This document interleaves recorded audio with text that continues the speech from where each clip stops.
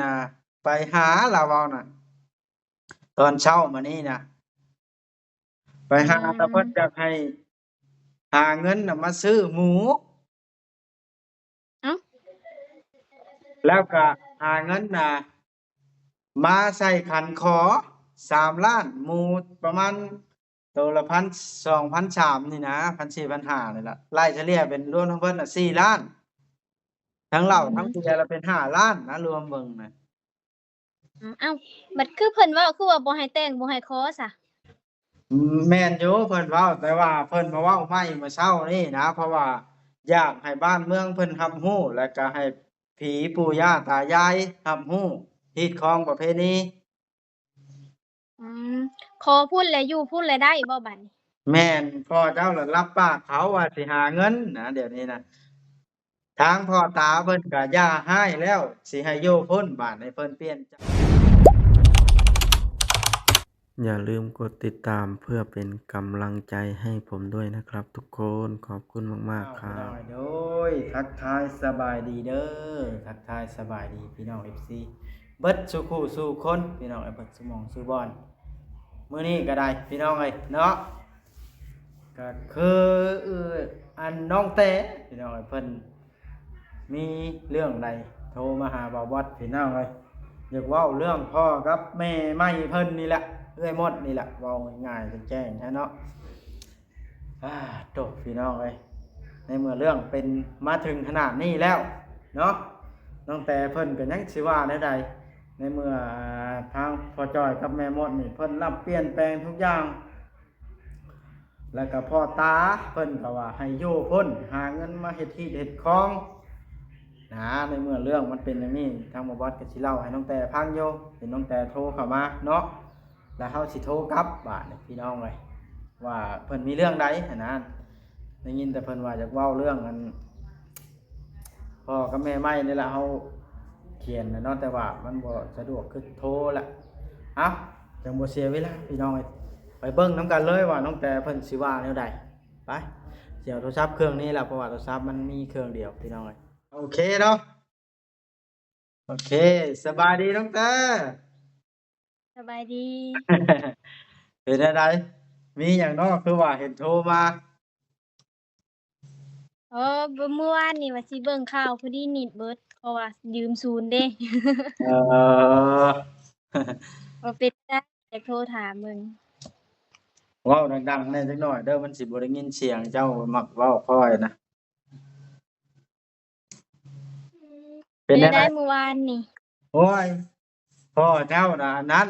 เดี๋ยวนี้ฟังเด้อข้อยสิเล่าให้ฟังเด้อซะก่อนแล้วเจ้าจังเว้าเด้อพ่อแม่นเจ้าน่ะพ่อตาแม่ยายเพิ่นน่ะ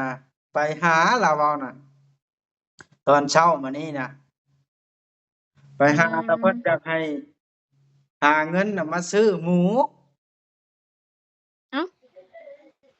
แล้วก็หาเงินน่ะ มาใส่ขันขอ3,000,000หมูประมาณตัวละพัน2 1,300นี่นะ1,400 1,500นี่ล่ะรายเฉลี่ยเป็นรวมทั้งเพิ่นน่ะ4,000,000ทั้งเหอืล้าทั้งเบียร์มแล้วเป็น5,000,000นะรวมเบิ่งน่ะอ้าวบัดคือเพิ่นเว้าคือว่าบ่ให้แต่งบ่ให้ขอซะแม่นอยู่เพิ่นเว้าแต่ว่าเพิ่นมาเว้าใหม่มื้อเช้านี้นะเพราะว่าอยากให้บ้านเมืองเพิ่นรับรู้แล้วก็ให้ผีปู่ย่าตายายรับรู้ฮีตของประเพณีอืมขอพุ่นแล้วอยู่พุ่นแล้วได้บ่บัดนี้แม่นพ่อเจ้าน่ะรับปากเขาว่าสิหาเงินนะเดี๋ยวนี้นะ ทางพ่อตาเพิ่นก็ย่าร้ายแล้วสิให้อยู่พุ่นบัดนี้เพิ่นเปลี่ยนใจเมื่อวานนี้ร้ายมานี้ย่าแล้วอืมบ่แม่นว่าน้องเว้าบ่แม่นมัน ฮะมันบ่แม่นคนอันกันบ่ซะกับอันนั้นน่ะอันใดกับแม่หันนะกับแม่พ่อเฒ่าเพิ่นหันนะพี่ช่างรูปแบบคือว่าเปลี่ยนรูปแบบมื้อนั้นก็คือว่าน้องเบิ่งคลิปเบาลาวนี่บ่หรือว่าคลิปเจ้านี่แหละคือว่าสิเอาฮอดมีดพันหัวก็อันนั้นแหละแล้วจังว่าข้อยก็งึดอยู่คือว่ามาเปลี่ยนใจอีกแล้วหั้นนะอืมหรือว่าเอาไปเฮ็ดนาบ่หรือว่าแนวใดบ่จังไสก็เพิ่นเว้าคงร้ายลูกหั้นนะแล้วเพิ่นมื้อนอนคิด โอ้ทิ่มบ่ได้ป้าบ่ได้เหรอให้เปลี่ยนใจให้อภัยก็มีได้ โดยน้องก็ว่าอยู่คันแม่นว่าเมื่อวานนี้บ่าวไปเลาก็ยังกินเหล้าอยู่บ่เมื่อวานนี่น่ะย่ากินแล้วเมื่อวานนี่นะอืมเพิ่นย่าแล้ววานนี่น่ะมื้อนี้ก็ย่าแล้วข้อยถามพ่อเจ้ามุมเช้านี่อืมมีก็คันแม่นว่าบ่าวโทรไปให้บ่าวเว้านี่เด้อกับเพิ่นน่ะคันแม่นว่าคันแม่นว่าแม่มุดเลาอยากกินเหล้าน่ะก็สิพยายามรูปแบบก็บอกเพิ่นก็สิแพงเพิ่นคือแม่คือเก่าหันนะหั้นที่ว่าน้องสั่งน้องให้แล้วน่ะน้องบ่อยากให้เลากินเหล้าย้อนหยังก็ย้อนเป็นห่วงเนาะก็แม่นอยู่ว่าแม่เลี้ยงเราก็เป็นห่วงว่าแม่คือกันหั้นนะเมื่อเข้ามาในชีวิตก็อยากให้เปลี่ยนปรับดีหากันเนาะแม่นบ่แม่นว่าลูกปรับรูปแบบเรากินเหล้ากินหยังมารูปแบบเราด่าเราป้อยแล้วน้องบ่มักแบบนั้นหั้นนะอ๋อแม่นความเจ้าแล้วมีน้องชายบ่มีผู้มักดอกคนกินเหล้ามาแล้วด่าหามีด่าหามค่ะถ้าแม่นกินเหล้าแล้วก็นอน นอน นอนบ่ให้เว้าใส่ผู้นั้นเว้าใส่ผู้นี้แนวนี้หั้นนะแนวนั้นมันก็เป็นตาแพงแหน่เนาะแม่นอันนี้ผัดน้องผัดเนาะก็รูปแบบทราบว่าบ่เคยอยู่นำกันหั้นนะก็อาอยู่อาเพื่อนบ้านนี่หั้นนะแบบเพิ่นกินเหล้ามาก็เหล้าก็ช่วงว่าคบกันกับพ่อน่ะน้องก็เห็นอยู่เพิ่นถือเหล้าหั้นนะถือเหล้าก็บ่ฮู้ว่าเพิ่นกินบัดแล้วมื้อนั้นน้องเห็นเพิ่นกินแล้วน้องก็เลยบอกเพิ่นจั่งหย่าน่ะตอนนั้นเพิ่นก็ยังพังความน้องอยู่ได้เอ่อแต่เฮิงแล้วแหละตั้งแต่ร่วมกันทำอิฐพู้นแหละตั้งแต่มื้อเพิ่นมาหาน้องทำอิฐก็เดียวว่าเพิ่นกินเล็กๆน้อยๆบัดมาซุนี้แหละเพิ่นแฮงอาๆก็ดีอยู่ได้น้องแต่เอ้ยแบบนี้ก็ดีแล้วหนึ่งคันพ่อตาเพิ่นให้อภัยนะเพราะว่าเรือนคันสิสมมุติว่าพังเด้อข้อยสิเว้าก่อนเด้อ สมมุติว่ามเนาะพามาอยู่สมมุติหนีมาอยู่เรือนหลังนี้มันก็สิเป็นปัญหาอีกเพราะว่าเรือนหลังนี้น่ะแม่นอยู่เป็นเรือนเขาเจ้าชื่อเขาเจ้าแต่ว่าทางผู้หลักผู้ใหญ่เพิ่นเป็นผู้เฮ็ดแม่นบ่แม่นเพราะว่าตามที่ข้อยอ่านคอมเมนต์ผู้หลักผู้ใหญ่เพิ่น FC หลายคนว่าโอ้คันสมมุติว่าทางนั้นบ่รับเนาะสิพามาอยู่เรือนหลังนี้เพิ่นว่าบ่ให้อยู่ได้เพิ่นว่าเรือนเฮาเฮ็ดน่ะ FC ผู้เพิ่นเฮ็ดเรือนละเม่นน่ะจังว่า ก็อยากเพิ่นคือน้องเว้าหั้นแหละน้องแบบอยากให้เราเปลี่ยนแปลงตัวเองบ่อยากให้เรากินเหล้าคันแม่นว่าเราบ่กินเหล้านะเราก็ดีก็ยอมรับว่าเราดีสาธุข้อยก็ยังนบอยู่ว่าดีคืนมาเลยก็ไขย่อมันจังสิได้ครอบครัวมีความสุข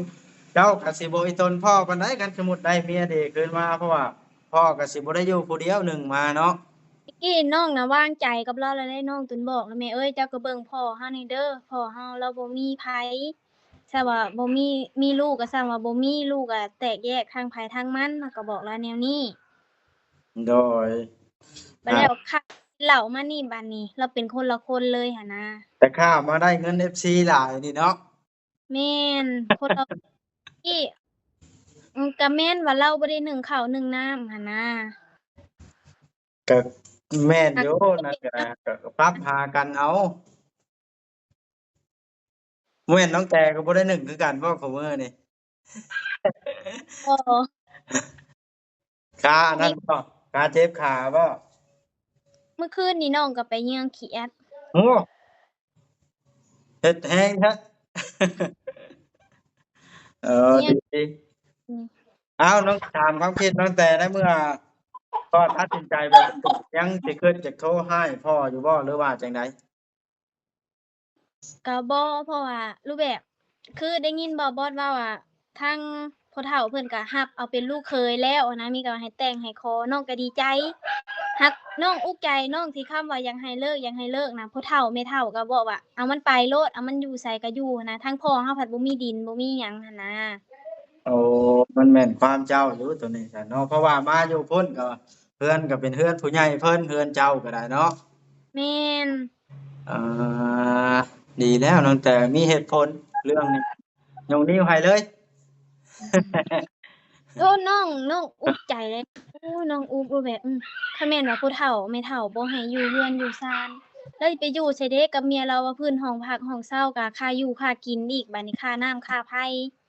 แม่นแล้วครับ ตอน คัน นี้ คันสมมุติว่าไปเอื้อยหมดน่ะเป็นคือเก่าเมามาแฮงเต็กรับผิดชอบบ่ไหวบ่ไกลพี่ไกลน้องเขาเนาะ แม่นคันแม่นอยู่พุ่นใครแน่หรือแบบช่วงตอนเราเมาน่ะเราคือสิบ่พังเอ้ยน้องเราบัดคือว่าน้องเบิ่งแล้วน่ะคันแม่นว่าเราง่วงเมาเลยเราคือสิพังอยู่เอ้ยน้องเราหั่นนะเบิ่งแล้วก็แม่นวานนี้เบิ่งน่ะสีหน้าเลาก็เสียใจในหลังจากที่แต่ข้อยไปบอกว่าพ่อตาบ่ได้ให้อยู่ได้ถ้าเจ้าสองผัวเมียนั่นนะสีหน้าเอ้ยหมดก็แบบว่าตกจิตตกเป็นซึมอยากให้เลยเลาก็ได้สงสัยจะในตนเลาอยู่ แม่นน้องเบิ่งคลิปน้องจังเทื่อน้องก็ยังแต่น้องให้ย้อนหยังอยากให้แม่น่ะเป็นคนเก่าคนเดิมมาโดยเพราะว่าเคยเห็นที่ผ่านมามันบ่แบบนี้เนาะ แม่นที่ผ่านมาก็เราดีบ่ดี โดยข้อยก็เข้าใจอะนะถือว่าเป็นความคิดที่ดีเนาะแต่มีแต่ว่าทางชุมเฮาเจ้าแล้วก็ชาวยูทูบเบอร์แล้วก็ FC ทั่วไปมีแต่ว่าอยากให้สนับสนุนในความรักของเพิ่นสองคนครั้งนี้อยากให้มีความสุขตามที่ข้อยคิดนะ แม่น้องก็รู้แบบน้องก็คิดแนวนั้นแหละคือแม่นที่คำว่าน้องอยากให้ตอนเราโทรมาด่าน้องแบบบ่มีเหตุผลหยังเลยหันนะ บ่ว่าทอดแต่เจ้าเลยเนาะแต่เขาเลาด่าเบิดแต่เพิดแต่เพ้อทั้งผู้ใหญ่ทั้ง FC ทั้งผู้ไปถ่าย โอ้ยรู้แบบขนาดแม่อะนะแม่กับพ่อยังบ่เคยด่าปานนี้นะรู้แบบด่าคำว่าอีเหี้ยเลยหันนะแม่นั่นกับพ่อจังว่าด่าแบบนั้นล่ะจัง อุ้ยน้องอยากศูนย์เลยน้องมื้อน่ะเทิงให้เทิงน้องเว้ามื้อน่ะน้องเหลือใจแฮงอุ้ยอย่าไปคุยแนวแล้วเป็นหยังเนาะบาดนี้ได้แล้ว อันนี้ล่ะจังว่าให้เราตั้งมุกตั้งใจเลิกเหล้าเลิกอันเบียร์น่ะเนาะแม่นให้เราเลิกซะกับ ข้อยเว้าก็นี่ความบ่คิดข้อยระยะอีหลีก็บ่ให้เรากินหลายนะกินรูปแบบพอคันแม่นว่าคนกับคันแม่นว่าเป็นคันแม่นว่าเป็นฮีตเป็นคองก็กินเพราะมันจุบฮีตจุบคองน่ะนี่บ่ให้เรากินเมาปานนั้นแม่นกินก็กินแบบว่าตามที่ตามของประเพณีเล็กน้อยแล้วก็ยาเนาะแม่นบ่ยาตั้งแต่เหล้านี่คันถ้ากินเหล้าหรือมีแอลกอฮอล์เข้าปากนี่มันสิเปลี่ยนเลยเพราะว่าบ่ร่างกายเรามันรับบ่ได้แล้วกินน้อยก็ยันเป็นเนาะถ้าเป็นไปได้ให้หย่าเลย ยาเลยก็ดีเนาะน้องน่ะรู้แบบโอ๊ยน้องอุกใจช่วงอีนี่นะช่วงว่าโทรมาหาน้องคือน้องเว้าอะไรทับอิดน่ะน้องจนเว้าว่าเจ้าเป็นบ้าบ่เป็นหยังว่าสิเลิกสิลากันอยู่นำกันก็มีความอยู่ความสุขอยู่น้องก็ต้นเว้านี่แหละ อ๋ออยากให้แฮงมือเพิ่นโทรมาว่ามึงสิเลิกกันได้บ่กับพ่อตัวน่ะแต่เอ้ยเพิ่นว่านี่แหละแล้วเพิ่นละบ่เกรงใจเพิ่นละด่าแต่เพิ่นแต่พื้อนะแม่นแล้วเพิ่นบ่เกรงใจบ่แล้วคือมื้อนั้นก็โทรกับบ่าวลาวแล้วน้องก็เลยเว้าในนี้ถ้าแม่นว่าซุมเจ้ายังสิอยู่นำกันนะแม่เอ้ยเจ้าก็คิดแหน่ที่คำเจ้าเว้าออกมานะก็เลยเว้าในนี้แล้วเพิ่นเว้าว่ากูบ่อยากอยู่ดอกนำพ่อมึงจังซั้นจังซี้มันเลี้ยงกูบ่กุ้มนี่หันนะบ่แล้วน้องก็เลยบอกมื้อนั้นอยู่น้องก็บอกไปหลายเติบแล้วเพิ่นจังอยากให้นะ น้องก็เลยว่าก็แม่นอยู่ว่าลูกก็เป็นลูกเลี้ยงว่าเจ้าก็เป็นแม่เลี้ยงแนวนี้หั้นนะน้องก็เลยบอกเพิ่นแนวนี้แล้วเพิ่นว่าก็อิซังลูกมาสอนแม่แนวนี้นะเพิ่นบอกอันนี้เอนะอมันก็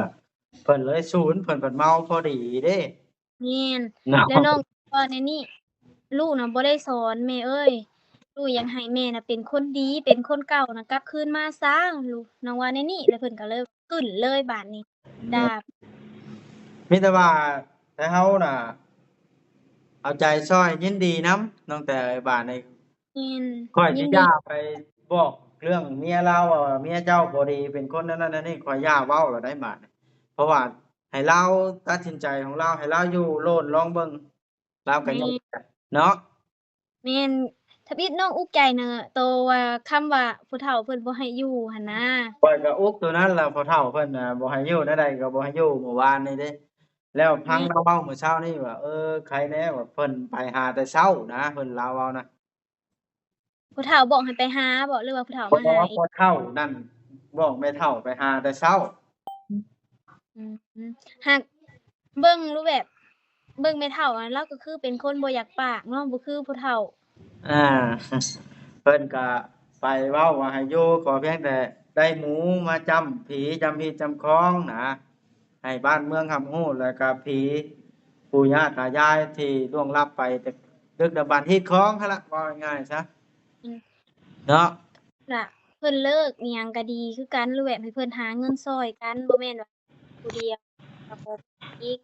แม่นๆๆเพิ่นหาเงินช่วยกันล่ะเพิ่นก็เงินบ่มีจักกีบได้เดี๋ยวนี้น่ะเงินลงทุนก็ได้สิเติมน้ำมันมาทำงานจูดท่านก็ยังบ่มีสิไปรับกู้ยืมพี่น้องแถวนั้นเพิ่นว่าถ้าแม่นว่ายืมก็เป็นยืมอ่า ยืมก็เป็นยืมคืนเพิ่นนี่ว่าเนาะตั้งแต่บนเหนือความตั้งใจเนาะสมมุติว่าเพิ่นมาก็สมมุติว่าตั้งใจใช้มันก็ได้แหละเนาะแม่นเงินถ้าแม่นผู้หาผู้หนึ่งกินน่ะมันบ่ได้แบบนั้นแต่ว่าหานำกันเนาะมีแต่ว่าให้กำลังใจเพิ่น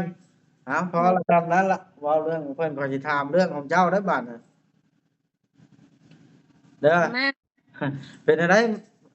มะขามน่ะเบิดแนวขายแล้วบ่คือบ่เห็นปอกซุมื้อนี่เบิดแล้วบ่ได้ขึ้นมันบ่มีนะมันเลื่อยมะขามมันมีก็ไปหาเล่มเอาบัดนี้โอ้มันเบิดแล้วโดยสิเอาเงินไปใช้บัดนี้เติมบัตรเติมเน็ตสามข้าว บ่มีแล้วบ่าวบอดเอ้ย น้องมิกได้เพิ่นไปทำงานหยังเดี๋ยวนี้นะบ่ได้ไปเพิ่นอยู่เฮือนบ่อ้าวบาดนี้ถ้าก็บ่มีงานอยู่เฮือนกองกันอยู่บาดนี้มันก็บ่ได้เงินใช้แล้วมันบ่มีงานเฮ็ดเด้แม่นว่าเฮ็ดก็ไปไกลต้องได้ไปนอนแนวนี้เว้ามื้อนั้นน่ะว่าสิลุกย่างให้ FC เบิ่งหัวมานี่เพิ่นว่าย่าอีกแล้วบ่ย่างอีกบ่มื้อนี้ก็ได้เลยใส่ส่งกระชั้นอีกมื้อนี้ก็ได้ย่างก็ได้อยู่เดี๋ยวหาวางตั้งกล้องก่อนห้องน้องมิกนะมาถือให้เบิ่งน่ะเลยเราอยากให้บ่กันเดินเราเพิ่นไปไสไปป่าบ่หรือว่าไปไสนี่แหละเอาเราไปหาอยู่หากินได้ยินเพิ่นว่าสิลงห้วยบ่มื้อหรือว่าแนวใดเออเนาะเออพอได้กินได้อยู่แหล้วเนาะโดยเจ้าไปก้านเครียดได้หลายอยู่เมื่อคืนนี้ได้ครึ่งกระตุกกะหัวเสือใหญ่เด้ยังไปก้านเครียดน้อยบ่ได้นี่เขียดหมู่นำเขียดน้อยนำเอาเครียดอีโมงเครียดอีจะนานี่เนาะพอได้กินได้อยู่หั้นแหล้ว แม่น เออกินกบกินเครียดไปแล้วอยู่แบบนั้นเนาะน้องแต่เนาะแม่นนั่นแหละเด้อตั้งมันเออมันอยากเหลืองเลยแหละอืมจักเหลืเจ็บองอยู่ว่าเพิ่นเนาะให้ FC นี่เพิ่นก็ถามอยู่น้องแต่เป็นแนวใดจ้ะ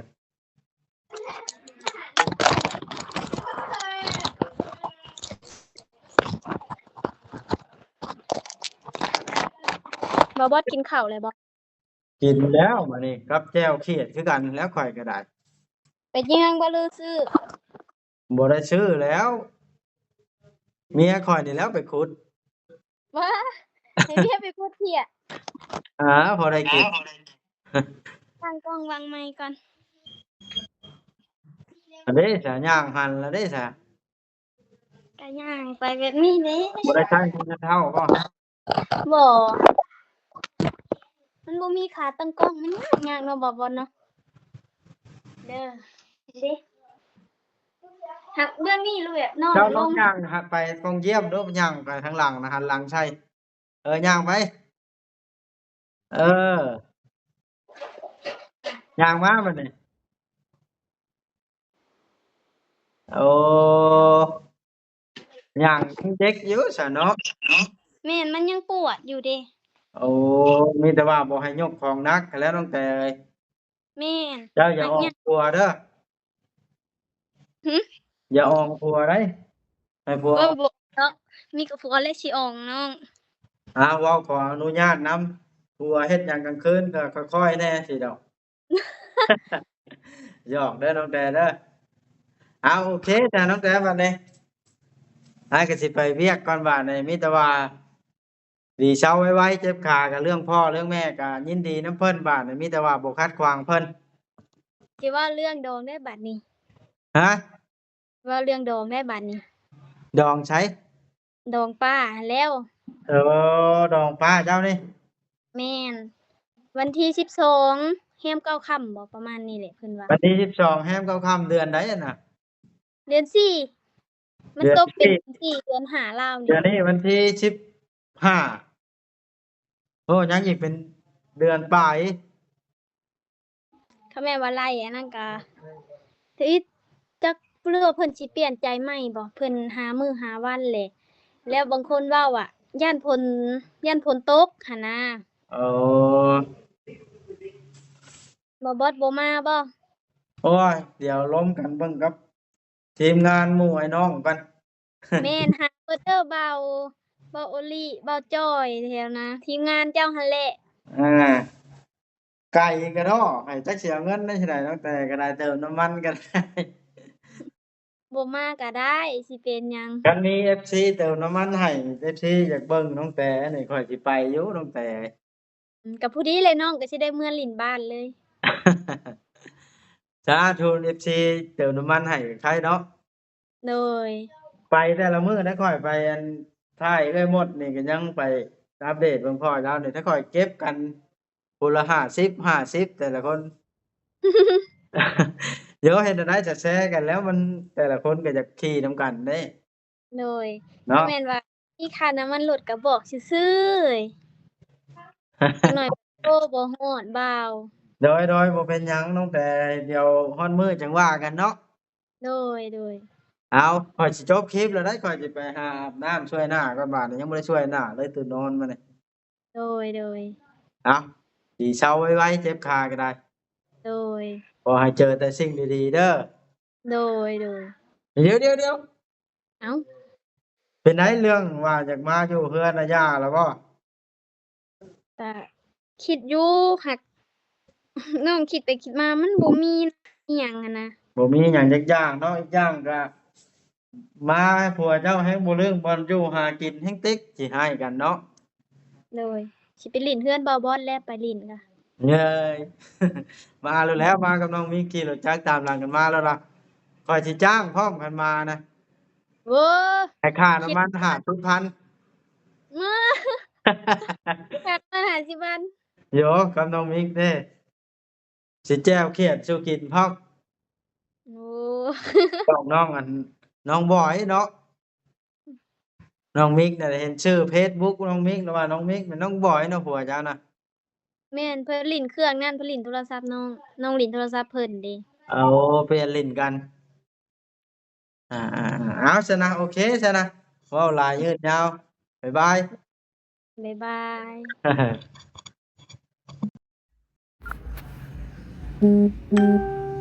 แหน่ได้คลิปอีกแล้ว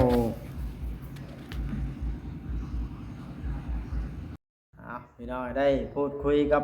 ทางน้องแต่เป็นที่เรียบร้อยบ่าดนี้น้องแต่เพิ่นก็บ่ได้ว่าแนวใดพี่น้องเอ้ยเนาะเพิ่นก็ว่าอยากให้แม่ใหม่กับพ่อน่ะฮักกันอยากให้เพิ่นน่ะเป็นคนดีอยู่กันฮักแพงกันก็แฮงดีนะน้องแต่เพิ่นว่าเนาะก็ถือว่าเฮาต้องให้โอกาสเนาะซุมเฮาพวก YouTube หรือว่า FC ผู้เบิ่งหรือว่าลูกๆของพ่อจ้อยเนาะก็ควรสนับสนุนเนาะในเมื่อพ่อจ้อยเพิ่นเลือกแล้วถ้าเฮายังไปแนวใดก็ขัดใจให้เพิ่นเลิกนี่เพิ่นสิบ่มีความสุขพี่น้องเอ้ยเนาะบ่ว่าไผเด้พี่น้องเอ้ยเนาะในเมื่อจิตใจเลือกแล้วมีผู้อื่นมาบังคับให้เฮาเลือกเอาแบบนั้นมันสิบ่คักในหัวใจพี่น้องมีแต่ว่าอยากให้พี่น้องเข้าใจนำกันความฮักมันบังคับกันบ่ได้พี่น้องชีวิตเนาะเพิ่นเลือกแล้วก็ต้องสนับสนุนไปนำกันพี่น้องเพิ่นสิหาเงินมาแต่งทางพ่อจ้อยก็ได้ทางเฮาน้องแต่ลูกน้องพ่อจ้อยน้องตุ๊กติ๊กมิกหรือว่า FC ก็สนับสนุนเอาใจช่วยพ่อจ้อยนำกันพี่น้องเนาะคลิปนี้ก็สิได้จบคลิปซำนี้แล้วพี่น้องบ่ได้ถ่ายยืนยาวจังใดก็เอาใจช่วยนำกันพี่น้องบ่วัดก็ถ้าเกิดว่าเนาะเว้าอันใดผิดพลาด ประการใดบ่ม่วนนวลหูหรือว่าบ่คักบ่แน่บันใดก็กราบขอโทษขออภัยนำ FC พี่น้องเบิดทุกคนเด้อพี่น้องเนาะ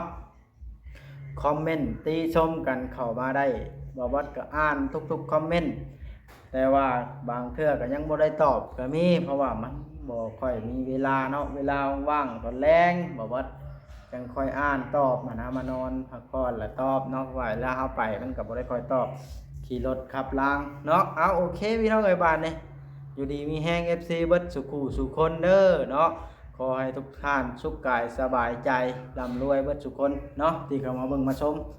ช่อง YouTube ของบ่าววัดซาแนลพี่น้องเอ้ยบ๊ายบายคลิปหน้าจังพบพ่อกันเนาะฝากเป็นกำลังใจให้แน่พี่น้องเอ้ย